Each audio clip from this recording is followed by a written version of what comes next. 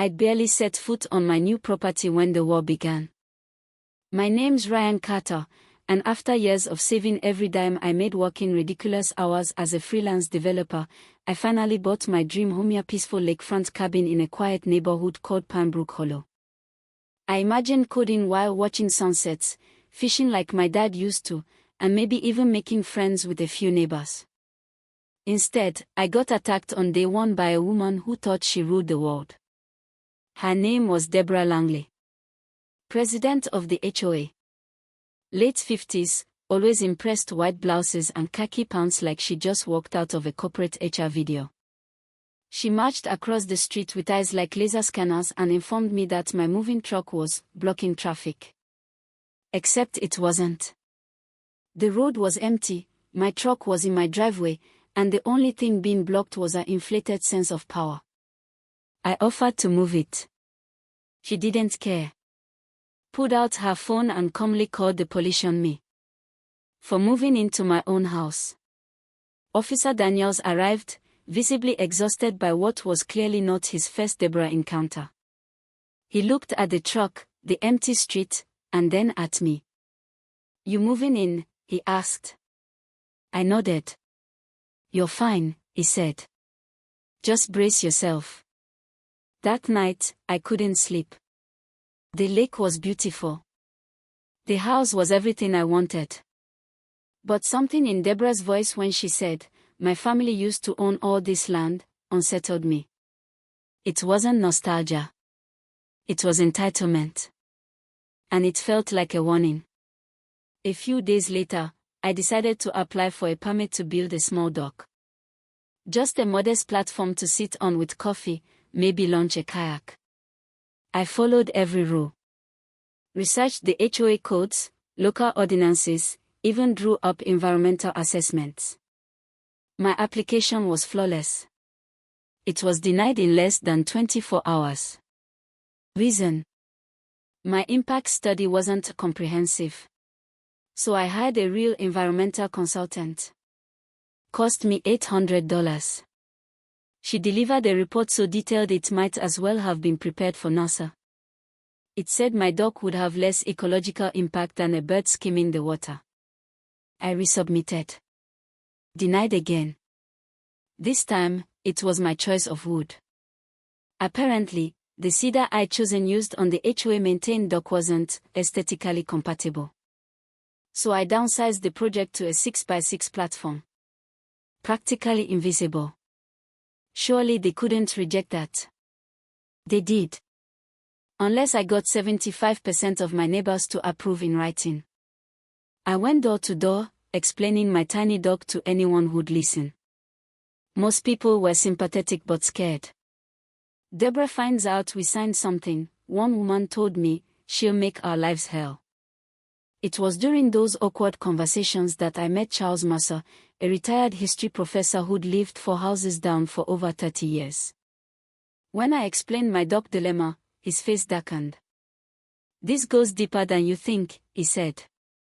"There's history here. And not the kind that gets printed in newsletters." That same week, the HOA sent me a rejection email with an attachment that made my blood run cold, an official property map showing that the entire lakeshore, including the land behind my cabin, belonged to the HOA. I just paid $500,000 for a lakefront home without lake access. I started digging. I showed Charles the map. He didn't even blink. "That's garbage," he said. "Deborah's been doctoring maps since her father ran this place. But I have something she doesn't want you to see." He handed me an old black and white photo, Deborah's father, William Langley, surrounded by lawyers, signing the documents that subdivided and sold the lakefront properties back in 1963. Behind him, a wooden sign that read, "Public Lake Access Permanent by County Order." Charles explained that when the land was sold, the county required permanent access rights to the lake for all homeowners. "Deborah knows this," he added. "She just hopes no one else does." So I went to the courthouse.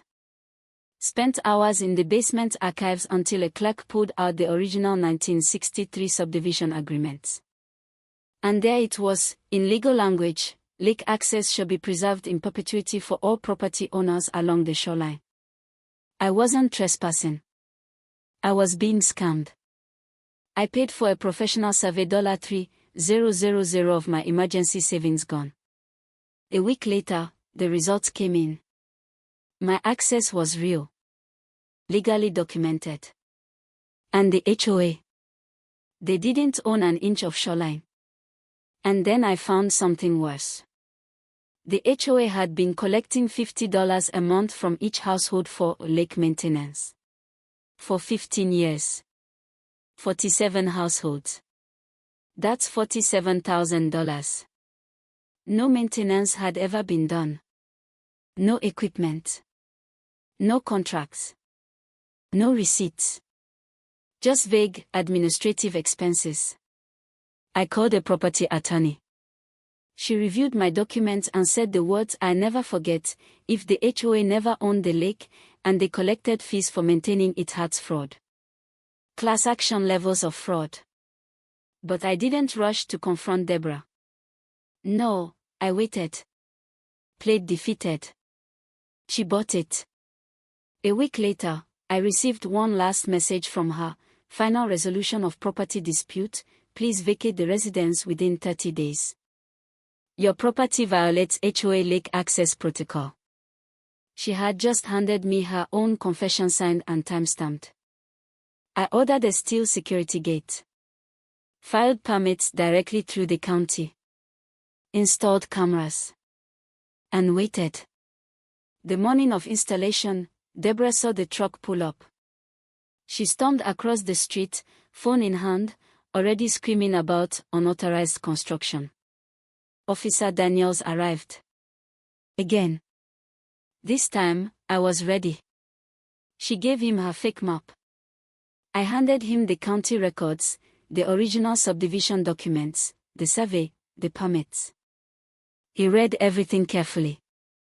Then looked at Deborah. "Ma'am," he said. "This is private property. Mr. Carter has every legal right to install this gate." Neighbors had gathered by then. I turned to them. "For 15 years, I said, we've all been paying lake maintenance fees to an HOA that never owned the lake." A stunned silence. Then anger. "That's $9,000 from my family," someone yelled.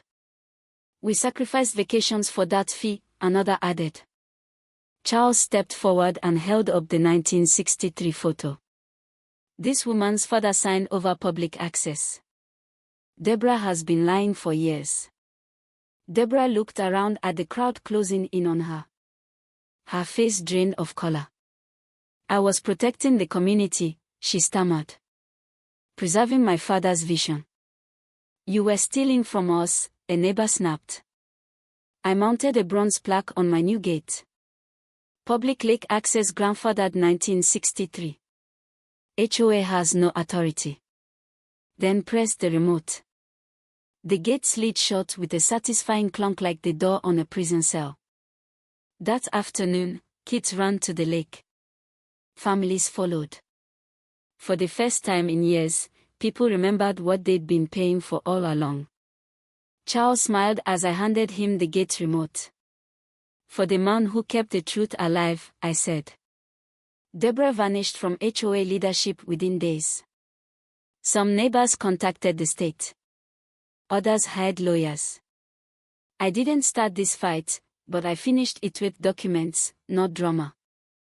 And I got my doc. Turns out, the system can be weaponized, but it can also be used to win. Even against someone who thinks they are the law.